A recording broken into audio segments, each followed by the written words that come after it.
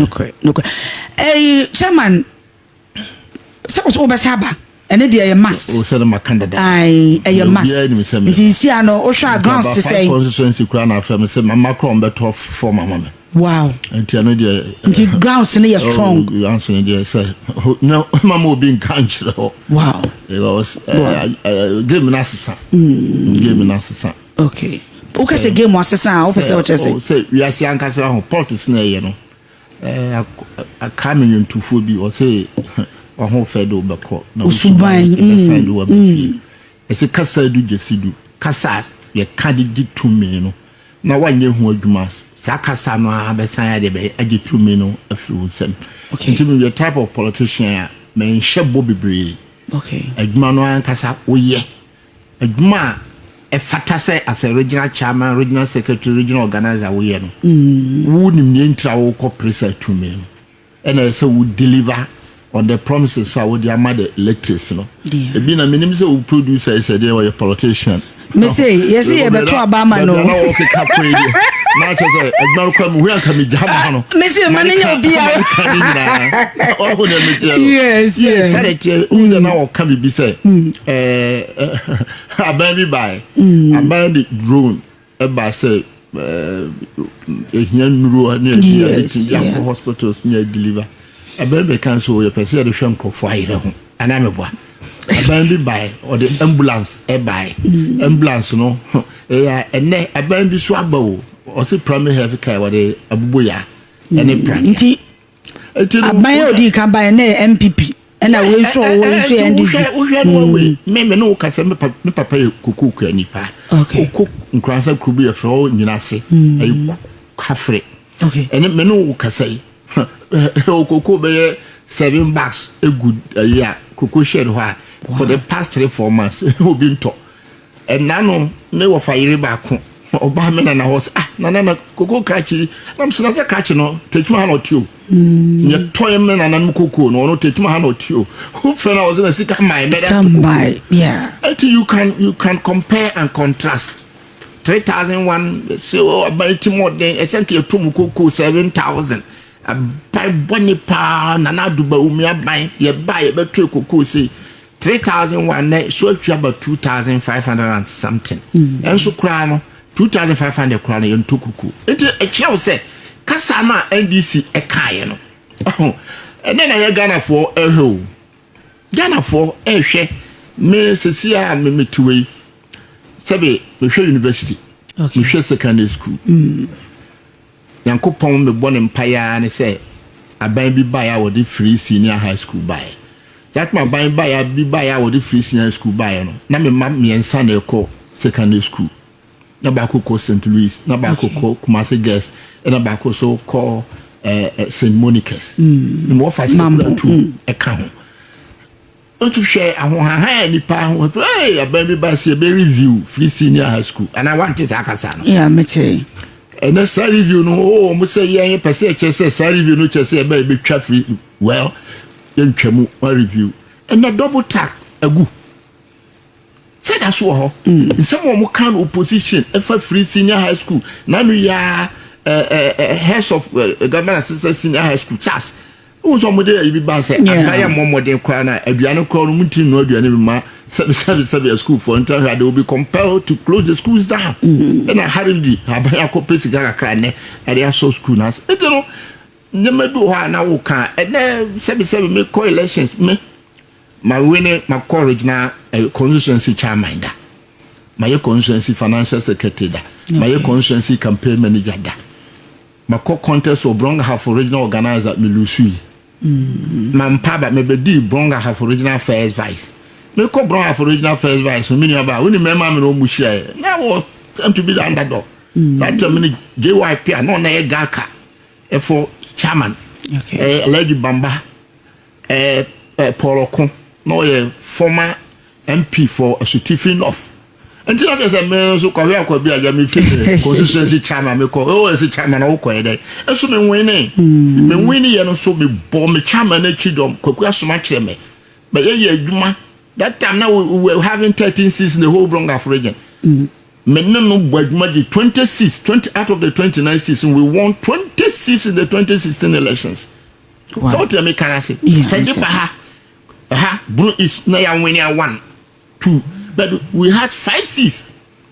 Then you know constituencies be as be me ankasa me adopt to ye. And I can't be a first I'm a resource to those constituencies. That's how we do politics. Okay. The politics you know say kasa do ha and the game change you know so the baby I could say new vision new direction.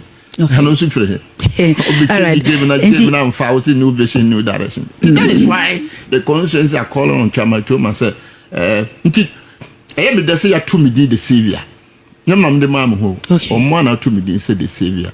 Until I don't quano me san me head okay. Okay. Me da se baby udisi ye ya me pese ye sha sefru Bunu East o time now ye chairman no na omo create ye Bunu East me boa obitimi ama ya bakosem kakra e wo sa creation no me I say Bunu East, to be honest with you, now other regions are no more the creation of regions na yanka. Oh, okay. So no more apply. So woman create region more. That was Ahafo region, and that of Uti and Savannah. Omna now move free say in create region no and fam more. Until a bus and I did not quite say say to me now region nananum a transit. Especially I am for move free teach my ka enyu my ya na ebo e be yen kransa kra no na ye adwen say ye pese ye join say the creation of the Bunu East no nti me kai nana teach my hene nana sebi nana hansha hene twafo nana finanketia headed by or Heneba Professor Mel Kunfi Dimakotin pa into all the traditional areas solid to say support mahina more until there was a time because the many prof you call a basa mahina ho nkumi kajeji no basis and aso mo hinu wi no muntimi hansi o hinu papa nti your acting president as a chidom hinu ho na ye acting president you call abase nana yeji mahene konkomba mahene ene eti all ahemfo nyina no agree and yenso petition ye say afofo okodia ene yenso Bunu East no so ye deserve say omun create region no fa emayen enti justice Brobe committee eno kra no nananom koya omo di present omo case justice Brobe committee no mini aba be kobi okay because I meeting be I think it was held in the Osu Castle committee. The second meeting also, you know, the Accra International Conference Center. And you know, the international, you create region no mama. No more actually, a regional, we share the landscape. Now we share the resources. I will region. Like Kaka, that none of them convince Justice Brobe committee. You know, Momo accepted say. On the region so Bunu East ebe ka ho wo hwe constituency ya o ma meka ho ene wanchi okay I so wanchi de wa ya mpo okay je senka wanchi embe ka Bunu East dare dia ye wanchi for say omo anto omo na fi omo pem ti omo meka ombe ka Bunu okay enti wo hwa ye no so na say ha na yo 11 consensus na 7 obi kita 6 consensus kura no create region na wo kita 11 na 7 ko nim kura because ko nim pa Bunu East so pa Oti region I think they have 7 consensus even Savannah 7 East 6 na 11 consensus and not far better regions kura no mo pe so mbenya omo separate region ti fi say ti e ba sa no so yankopon eboa and unfortunately for us no so no satuma na do create sa ministry no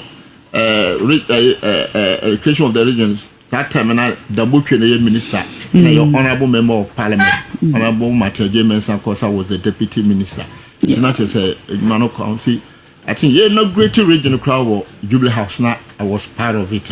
Okay. We creative region we president nankasa eba ha I think Valley View omo hall ho or na chesebe ye the great region no oswe in all the paramount chiefs in the region oswe mu na chese ye constitute the Bono East Regional House of Chiefs ewie no sebe na yesi enya the regional minister the regional minister no sebe I was called to the Jubilee House and names be 2B 3B by what happened in say president DSO obeso the ma honorable Kofi Amakwe chairman then I'm welcome so Mr. President why you say the ma honorable Kofi Amakwe was a very nice gentleman. He has won the constituency for the first time in the history of Ghana. You winning that and I create a region. I think it's better say what the position Bema and Kofi Amakwe was nominated and eventually went to Parliament for vetting. Vetting in an age in a Kahubia. Actually, I should say a sworn in Obey the first regional minister for the region. Region Mwabako 70 me Kahubi na minimum should be part. Yeah, that's papa. Chairman, Sawusho Bono Easter Ebano Abatu Omwa MPP presidential and I think parliamentary crano time one now no sena 3 5 basisia atiaba 1 yansha sem free presidential because anytime wa Abatu obeko biano Bono East NPP presidential abano wo form ohwa ade na mane bata miniaba obisa asempa Bono East region there be a me kase MPP adwuma region more than because we share bakosema we baby a free ni baby o bedru na this region one of the stronghold of the NDC into hano we have been your island surrounded by NDC waters into we now we say Bill say address a change massive for instance and address a change massive in the bush here. But I can tell you say about 1992 Republican Constitution we just won once in address a change. Yeah, it was matter whole history. What did the American say? Yeah. Her whole Savannah. All the material. Say hi yape so go na bush here. Yape so that's bupe. So young we need that. Okay. We need that. Wow. And sabi o ufiri wanchi kura no na wo kɔ bɔle bamboya see yan we need that enti ya no akoye ho to say ya next Savannah annex okay and I would make an ai Matthias and ye region we ya no sabi o send kanai wo ya tinda that 1992 ka 1992 elections ka yan we one city kura adentia when one city class and can I take na say okay Bono East region and can you one seat it's a bar 1996 and also you one seat 2000 and a Prince Udru Mensa and when it touch one south at the mine international own masters and just one seat 2000 it's 2004 and you want to be the campaign manager for Kwame Mpofu and that of Nana Martin. And I'm gis out 2 seasons in Nina. And the chairman, oh boy, my wow. In fact, and yeah, a change the 2008, and I'm sign maintaining and Cransa 2 seasons in any teachman of Crown and a Professor Mio Kumfi, a MP. In 2008, in year 3 in Bono East. 2012, we won only one. That was a Nkransa North majority Derek Odro, yeah. Just one. The 2016, and I'm the regional first vice chairman of the party. You know about regional first vice chairman of the party. Yeah. Me chairman or a lawyer. Okay. Now me so no. Me ni ebe catch it up. Sebi. Me ankasa me ni bidie na me ye paya. Me kanetia itinebua okay me ko dua ya nkwanta me ko hu se na yamfo bola bia hipo for 3 days na metete film ko fo anu se sa bola we pa de free the team e tu bola we ya e be wene turn on off wow enti me yese ne maintain amanfo e ka no enti editi na me free feeder say feeder na pay grade am na 2 any a tipa tax on to bola we ya e be cost say no say me ma ne ye ade twi ya na me pay sika de man tano south. Now there is a problem between the MCE, and the candidate. Okay. 1 month between 5 days I was turn of south. Shane be ya ombeden kabumu beba because na your ministry beje seat no. Na your stronghold there but koye bibi basabi ma hana bisu ebe fam e wo 2012. Okay. So we make sure. The Satan Benjamin so omo vetem na mkoye no mo ye 5 young guys and omo nyina fi abruchi na bawo na Benjamin secure enwen here and you win sa seat no come here the region we 2016 we decided say kwan bi e be fa so e be win Nkransa North Nkransa South Teachman North Teachman South and that of Atebubu okay. Me de Kintampo South e ka ho Kintampo South me de ka ho no me wo dynamics bi am ye enti kwan bi e fa so no sa 5-6 na me yes e be no se be ye je Teachman North da se be ye run off from a rally kra no awrowa no Chama me ntwa na o se wo ye dynamics. Oh, then now we are. Oh, you may do high. Aye. Oh, is your own cow? Oh, we bet me a copy. You said, man, weapon. Matthias, okay. All right, imagine koye ketua bi. We fi kwa me de kwam dan so kra kan Sene West. Imagine koye ketua bi. Enti minya rehwemu say we can win saa 2 seasons no. Going forward in 2020 elections. The 2020 elections, me say, me cabinet, and I see a connect me beside the original reporter. Makache, Mr. President, there are 3 constituencies I am winning. Okay. But I can assure you, say, men win is 3 constituencies. Also, constituencies be can music in Tampo South, Pro West, and that of Sene West. No, are you sure? Me say yes. Constituency the more you so believe me, Mr. President, because 2016 elections, Jalula elusu with 43 votes. I will Pro West. Until I decided to say memo be uncontested. Because contest is bad. Okay. And the one you yeah, and Tawantawa be my supporters in between me agreed. Okay. Until Saudi I men them kotokura. One might be a so about they say and there is one of my campaign managers. Okay. The catcher and say if you were to be in the shoes of Jalula, and I will lose you 43 votes, Massa. Intimacy, or I pay. One day of them said, Chama was my catcher, but the judgment in court. And Jalula won the 2020 elections. Okay. Only Kintampo South. We share now could be a grieve and this, near Bombardier Manuko independent. Into only votes now train were as an independent candidate. We serve votes none of the candidates and then win a parliamentary. You see how this is. Yeah. Amateur. Sene West, Bibinti we lost by just 16 votes. Until we try a 16 votes, Sene West, I am Tamtiana and Pesame Cano affiliation. And cry now just one polling station. Okay. If one polling station can lead with 110 votes. Enti a basa na mo fa box na say na me na malo ya seche boaten e court wenchi. Enti nyema bi e fire se. Nyema bi e fire se na elu of that 16 votes no. Enti and also hall of crown 2020 elections no mama obi an contest Maki.